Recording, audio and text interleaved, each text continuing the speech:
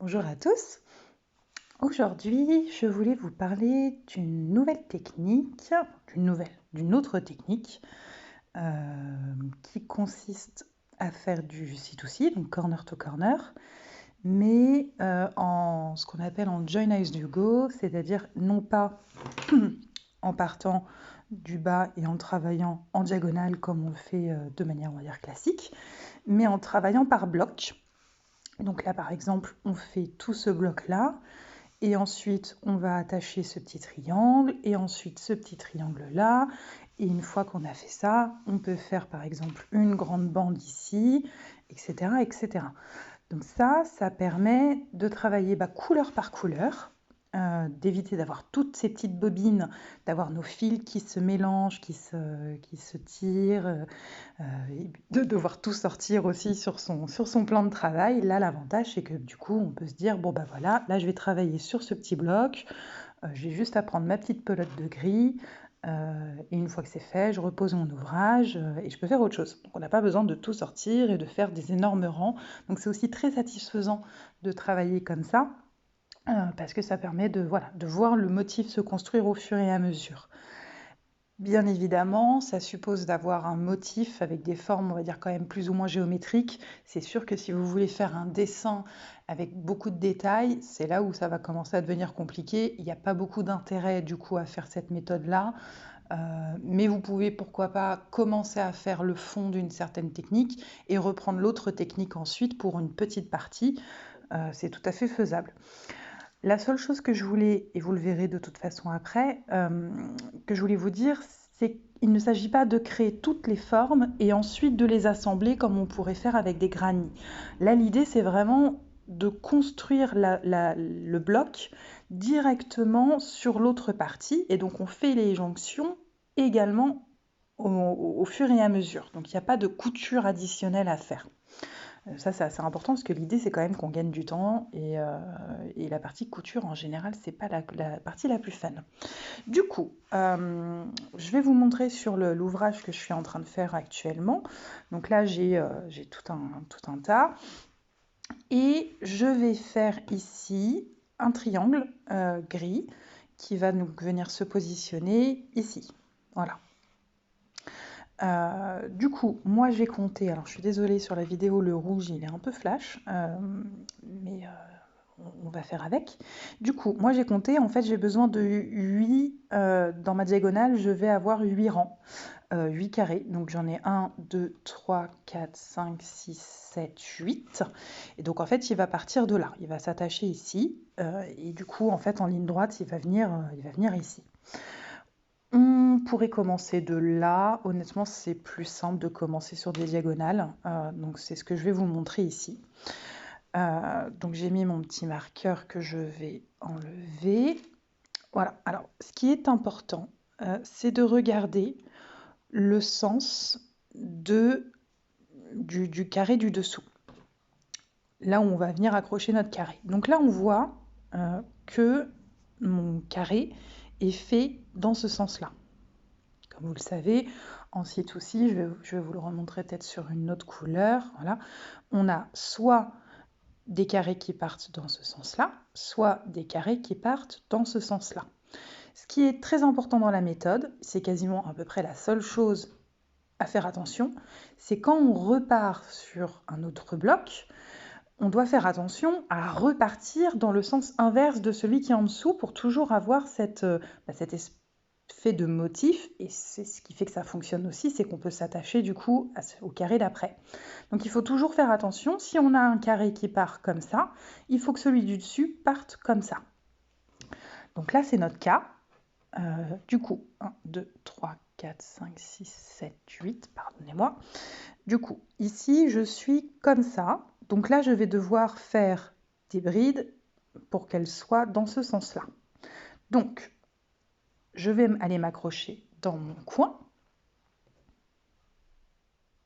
Hop. Donc, je rentre ma laine.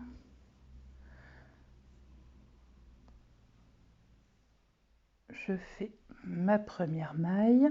Alors, moi, je sécurise en fait comme ça, hein, en rentrant les deux... en rentrant mes 2 bouts de laine. Je sors la laine qui ne m'intéresse pas. Voilà. Et je vais pouvoir faire ma chaîne pour ensuite partir en bride. Donc pareil, j'en fais 3. 1, 2 et 3. Pour avoir, avec ma chaîne, ça me fait mon total de 4. Si vous le faites en demi-bride, voilà, vous faites le nombre de brides, de demi-brides que vous voulez. Et donc là, je peux repartir exactement comme en C2C classique. Alors, moi, j'intègre mon fil dedans, ça m'évite de le coudre après. Hein. Et je fais une chaîne de 2. Je sais que beaucoup font des chaînes de 3. Moi, j'aime pas trop. Je trouve que ça, une fois qu'on accroche, après, ça a tendance à être un peu trop lâche. Ça reste bien carré parce qu'en général, on tire quand même pas mal dessus. Et du coup, c'est pas ce qu'il y a de plus gênant. Mais voilà, après, si vous voulez faire une chaîne de 3, il n'y a pas de souci. Hein. Ça, c'est ma technique. Donc ça, je continue à faire mon rang. Donc là, je fais vraiment exactement comme si c'était du C2C classique. Hein. Donc là, je vais faire tout mon rang comme ça et je vous retrouve à la fin à la jonction. Voilà. Donc j'ai fait tout mon rang et j'arrive à la jonction des 2 morceaux. Donc ici, j'avais mon petit trou. Là, je suis arrivée. Je ne peux plus monter plus haut. De toute façon, c'est bon, ça y est, je suis arrivée. Donc, il va falloir que je m'accroche dans l'angle de mon carré précédent, mais ça c'est, on va dire, exactement la même chose que ce que vous auriez fait si vous aviez continué. Donc là, ça y est, j'ai fait ma maille coulée. Et maintenant, je vais repartir dans l'autre sens. Mais alors, pour repartir dans l'autre sens, déjà, il faut que j'accroche également l'angle qui est ici, sinon ça va se séparer. Pour ce faire, je fais une chaîne de 2, mais vous pouvez aussi tout aussi bien faire des mailles coulées pour repartir dans l'angle. Ça, c'est vraiment à votre convenance, j'ai envie de dire. On peut le faire, pourquoi pas. On va faire 3 mailles coulées, un peu comme si on commençait à faire les diminutions des angles de votre ouvrage en C2C classique. Donc là, je suis arrivée dans le coin. Et donc là, également, je vais aller m'attacher dans le coin qui est ici, pour que mon ouvrage se tienne. Donc exactement de la même façon, on va faire une maille coulée. Voilà. Donc là, je suis bien attachée sur mes 4 angles. Il n'y a pas de relâchement. Et donc là, maintenant, je vais pouvoir repartir dans l'autre sens. Alors, je retourne mon travail. Hop, je suis ici. D'ailleurs, je me rends compte que j'aurais dû faire ma maille coulée dans ce sens-là. Je serais repartie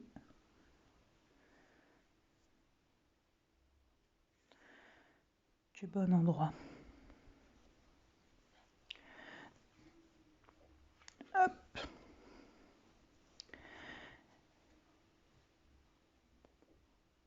Et donc, on repart avec nos mailles. Donc là, vous en faites 2, vous en faites 3, c'est vous qui voyez. Et on va d'ores et déjà se réaccrocher en haut.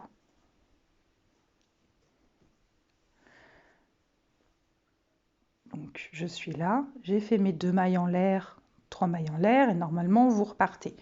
Là, comme j'ai une section à accrocher, je fais mes 2 mailles en l'air, je fais une maille coulée pour m'accrocher à mon bloc qui est déjà créé.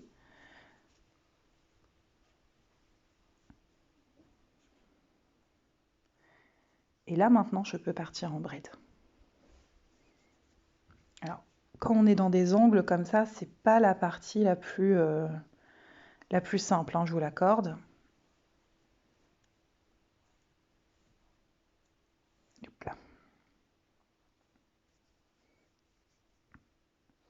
Mais après, ça roule tout seul. Voilà. Donc là, j'ai mes 4. 1, 2, 3, 4. Ça se fond dans la masse après, hein. De manière générale, le site aussi, il faut le voir, faut le voir fermé, hein, pour l'apprécier. Mais du coup, c'est bon, je peux repartir en site aussi, tout à fait classique.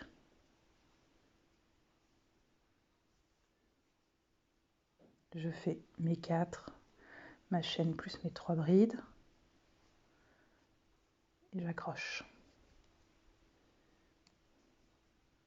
Ma chaîne, mes 3 brides, et j'accroche. Je vous retrouve à la fin du rang. Voilà, donc j'ai fini mon deuxième rang, je suis arrivée sur mon carré. Donc là, pour rappel, je pars tout droit ici, hein, d'accord? Je suis arrivée sur ma partie où on décroît directement.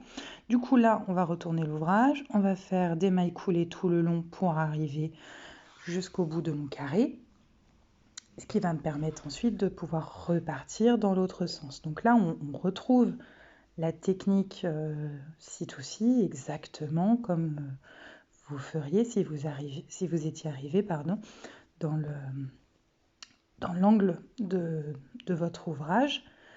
Donc là, vous pouvez repartir, vous refaites vos mailles et vos brides.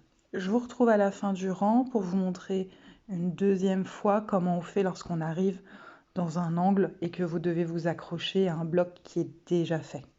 À tout de suite. Voilà, je suis arrivée, donc là j'ai fait mes mailles coulées, j'ai remonté et j'ai continué à faire ma diagonale. Donc là je suis arrivée en haut de mon ouvrage, donc je vais faire une première maille coulée dans mon angle pour venir me fixer à cet angle-là, puis je vais faire 2 mailles en l'air, une maille coulée pour venir m'accrocher comme si je partais de cet angle-là, et je vais pouvoir redescendre. Donc je vous montre une deuxième fois comment ça donne. Je fais, hop, la mise au point si elle veut bien se faire, voilà. Je fais donc une maille coulée dans mon angle,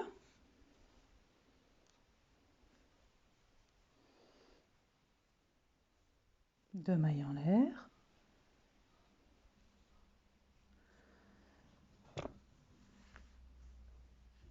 une maille coulée,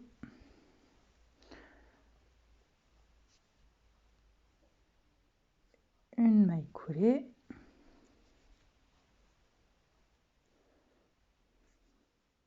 donc là j'ai bien tous mes angles qui sont attachés et je vais pouvoir repartir dans l'autre sens, et pour ça il faut que je m'attache un peu plus haut. Voilà. Hop.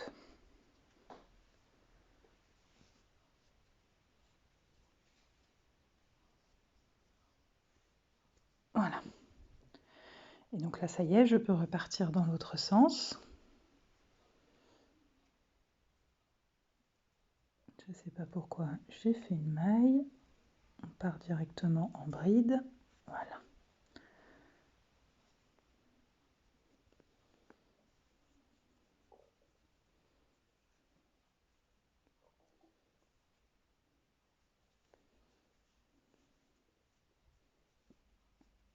Hop.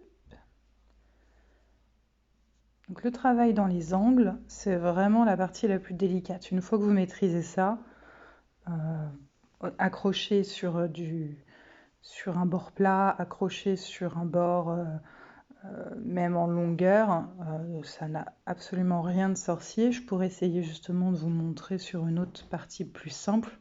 C'est vraiment une partie de plaisir comparativement à l'accrochage entre guillemets des bords sur deux angles en fait. L'angle d'un bloc numéro 1, l'angle d'un bloc numéro 2, et vous venez intégrer entre les deux un troisième bloc. C'est vraiment la partie, on va dire, la plus délicate, mais honnêtement, de toute façon, vous voyez bien que vous n'avez pas le choix.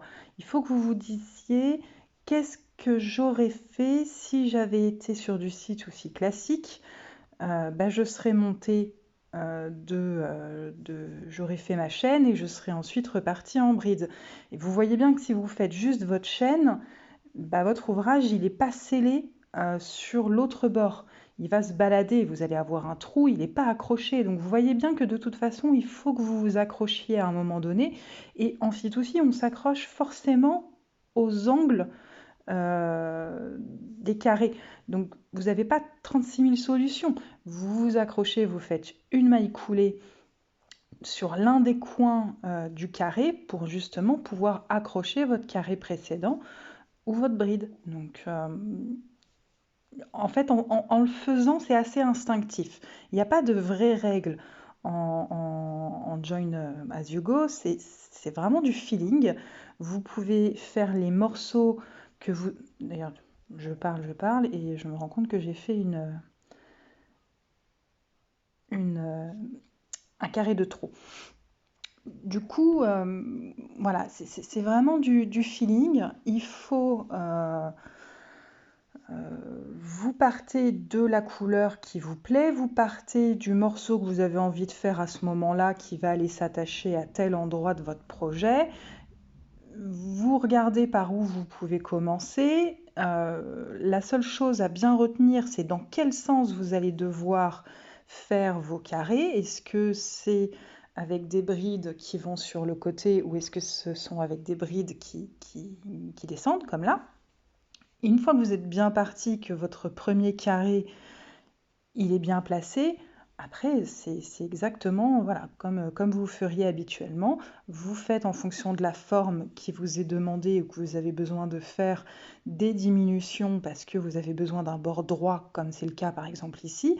Mais là par exemple dans ma bande en diagonale, j'ai jamais arrêté, je n'ai fait que des diagonales. Donc ça dépend vraiment de la forme que vous avez besoin de faire. Et après, voilà, vous essayez. De toute façon, vous verrez bien si vous êtes bloqué, c'est que vous êtes parti du mauvais endroit. C'est que ça ne marche pas. Il aurait fallu partir de l'autre angle, par exemple. Retourner votre ouvrage. Est-ce qu'il faut commencer on va dire, du bon côté de l'ouvrage ou de l'arrière de l'ouvrage? Ça dépend en fait de où est-ce que vous vous étiez arrêté le rang précédent. Mais tout ça, voilà, c'est assez instinctif. Si vous vous mettez dessus, vous dites, voilà, je dois partir de ce carré. Si je dois partir de ce carré, est-ce que c'est possible? Si oui, allez-y. Sinon, cherchez un autre endroit où commencer. Il faut peut-être partir soit de l'autre côté de la couverture, de la couverture ou de votre ouvrage, soit il faut repartir peut-être d'un autre angle. Donc c'est un peu, voilà, c'est vraiment au feeling. C'est à force d'en faire, ça devient évident, entre guillemets, où on voit tout de suite par là où on doit commencer. Donc ça n'a absolument rien de sorcier. Et une fois qu'on a adopté, entre guillemets, cette technique, c'est hyper agréable parce qu'encore une fois, vous n'avez pas toutes vos bobines à gérer. Je vous montre une fois fini quand même pour voir ce que ça donne.